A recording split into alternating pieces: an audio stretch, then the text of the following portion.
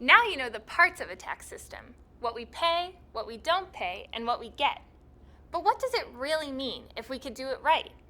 Is a just, fair tax system like Robin Hood, taking from the rich and giving to the poor? Or like a symphony where everyone is playing their part? Or like a beautiful but imaginary creature? I think we have a better shot at a fair and just system than we do at finding a unicorn. So today, we can dig into the values we can hold our taxes to, and their role in the bigger picture of our federal budget. Luckily, we don't have to figure out the principles of a just system on our own. Advocates representing Muslim, Christian, and Jewish traditions have been in conversation for years, and with the current debates, they've begun the work of setting our principles down together. Whether it comes from Tzedakah of the Jewish tradition, the Gospels in the Christian tradition, or Zakat from the Muslim tradition, all of our faiths emphasize our call to work towards a more just economic system. Let's see what they think an ideal system would include. First, the revenues raised should be enough to pay for the public needs of society and set us on a sustainable path. An ever-growing deficit is hardly healthy, and a responsible plan addresses that. As people of faith, we must also commit to reducing poverty. This means that while we navigate this road to sustainability, those who can afford to pay more ought to. Second is taking control of our expenditures. We should be carefully targeting this powerful tool to incentivize activities that are good for all of us, like secondary education.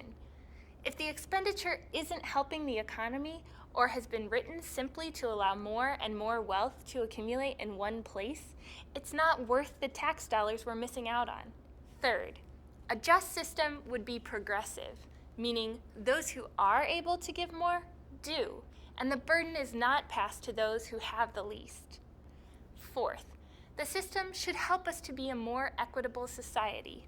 Credits like the Earned Income Tax Credit and the Child Tax Credit reduce poverty, encourage work, and give all of us the promise of a better future. Fifth, we shouldn't stop thinking creatively. New taxes that could reduce deficit should offer incentives for behaviors which clearly benefits the common good. What new behaviors do we want to increase? And finally, the tax code should be efficient and simple. We should all understand our taxes and be able to file them confidently. Low-income families should spend money on things other than tax preparation.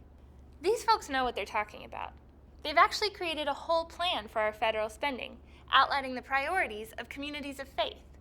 For us, it's about restoring economic opportunity, ensuring through a progressive revenue system that we have adequate resources for responsible people and programs, prioritizing the true security that comes from relationships and not military might, meeting our immediate needs, accepting our responsibility to the next generation, as well as to aging Americans who have contributed to their country throughout their lives, responsibly using the gifts of creation, providing health care to all, and affirming the role of government and tax-funded programs in accomplishing all of these goals.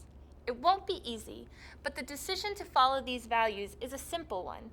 It's up to us to decide what we want our taxes to do, and we're all called by faith leaders of today just as strongly as we are called by the rich history of our traditions to a common purpose and concern for the common good.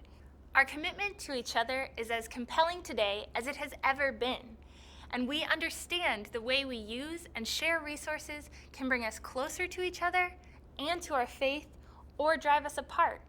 So now we're left with the question, what is it that we want?